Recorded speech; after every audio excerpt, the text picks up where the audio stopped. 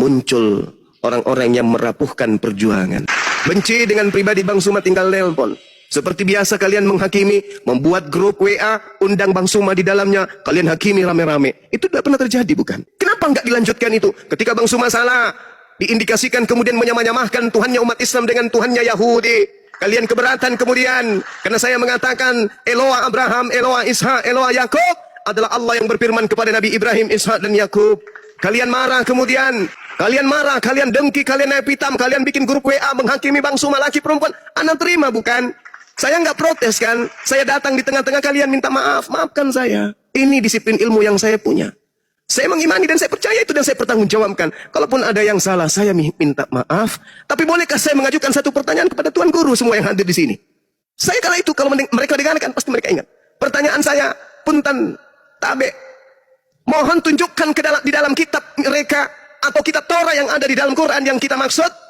Nabi Musa dalam Al-Quran di dalam surah Ibrahim ayat 4, bagaimana Allah mengutus seorang rasul pasti menggunakan bahasa kaumnya. Nabi Musa datang tengah-tengah Bani Israel menggunakan bahasa Ibrani. Tolong tunjukkan Allah Subhanahu wa taala dipanggil oleh Nabi Musa dalam bahasa Ibrani dengan sebutan apa? Mereka tak satu pun bisa menjawab. Hanya bisa menghakimi, tidak bisa memberikan solusi. Pernah saya alami, pernah kalian lakukan. Menghakimi saya di grup WA dan saya usap dada. Saya ambil air satu gelas, saya teguh, saya minum, saya sadarkan, ya Rabb, berikan petunjuk pada hambamu ini. Dah selesai perkara, tak ada dendam masa itu. Lalu kemudian ada masa kalian membuat Zoom. Kalian undang Bang Suma. Kalian suruh Bang Suma bersyahadat di hadapan kalian. Saya lakukan. Saya datang merendahkan diri di hadapan Dewan Guru pada masa itu. Anggap kalian guru. Kalian orang-orang hebat. Saya datang. Suma, saya paman. Antum bersyahadat hari saat ini juga. Saya syahadat. Asyhadu an la ilaha illallah. Wa asyhadu anna Muhammadar Rasulullah. Saya syahadat di hadapan kalian. Katanya saya akidahnya sudah miring. Ada yang keliru antum ini katanya. Karena kamu menyamah-nyamakan Nabi Muhammad dengan Allah.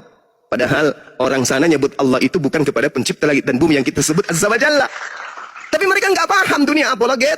Mengerti tentang Allah. Tapi mereka tidak paham tentang dunia, medan tempur, akidah antar Islam Kristen dalam hal materi perdiskusian. Mereka nggak paham. Mungkin pernah belajar mantik. Tapi nggak sampai kepada bagaimana dia berfilsafat, bagaimana ilmu kalam umum. Kemudian mereka sampai ke sana. Sekiranya mungkin itu yang menyebabkan. Saya datang, saya bersahadat. Tak ada masalah masa itu. Lalu kenapa saat ini begitu Bang Suma di mana-mana diberi koin, di mana-mana dikasih panggung. Saya nih sahabat-sahabat bulan Januari ini kalau saya penuhi undangan, Masya Allah, undangan saya itu bertaburan. Di Bandung, di Jawa, di Sumatera, di Aceh, di Batam baru-baru ini, kemudian di Sulawesi Selatan ini, di kampus Unismu, di kampus ini, di mana-mana. Bahkan peresmian kantor-kantor pemerintah saya diundang untuk bacakan doa. Saya nggak hadir. Ya, penyematan apologet terhebat, tersohor, terpintar, tercerdas yang dilaksanakan oleh organisasi besar. Saya nggak hadir. Karena saya nggak mau nyakitin hati kalian. Nanti kalian semakin marah. Baru-baru ini dua hari yang lalu saya ditelepon sama staf menteri langsung. Bang Suma, siapkan waktu, kita akan undang antum untuk mengadakan tausiah di acara kementerian. Saya terima. Tapi saya katakan saya bukan ustadz. Saya hanya penginjil jalanan.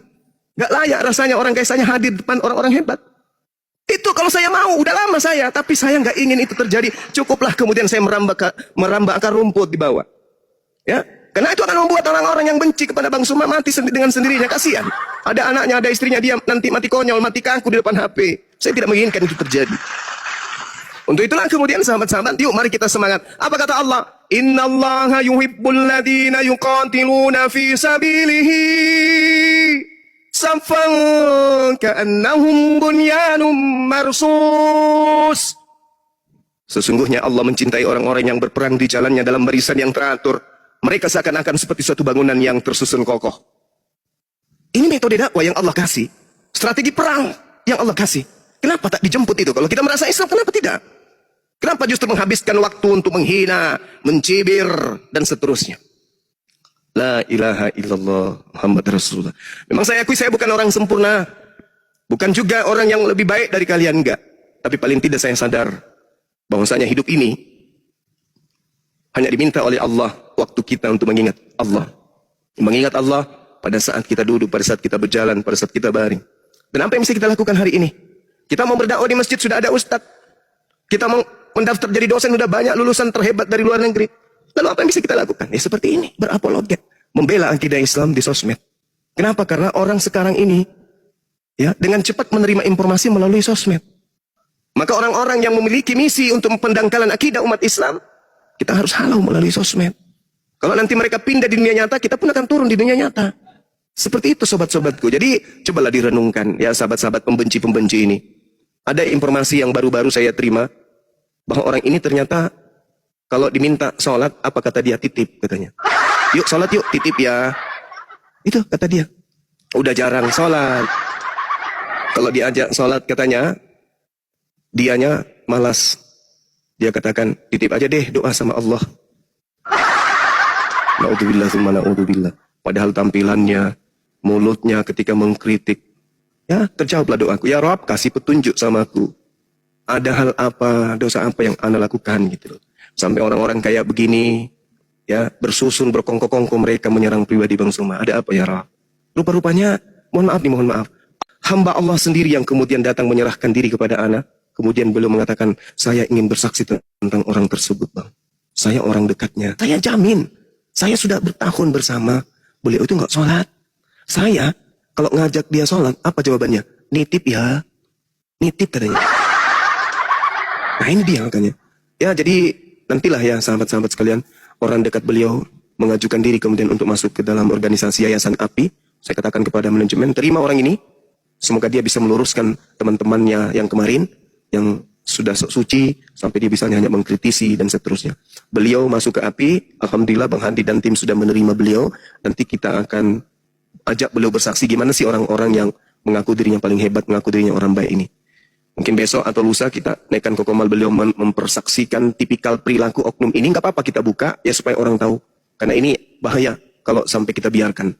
Mengelabui orang-orang, mengatasnamakan orang-orang, mereka kemudian berbuat baik, ternyata sifatnya hanya untuk keuntungan pribadi. Silakan saya kira begitu ya dari saya sahabat-sahabat sekalian. Jadi keliru ketika ada yang mengatakan larangan kemudian berapologet. Al-Quran dengan jelas menerangkan berdebatlah dengan cara yang baik. Ada perintahnya berdebat. Ya, berdebat dengan cara yang baik itu ada perintahnya dalam Al-Quranul Karim. Jadi kalau ada yang menghalangi, berarti dia menghalangi Al-Quran untuk dijalankan di atas muka bumi ini sebagai pemeluk agama Islam.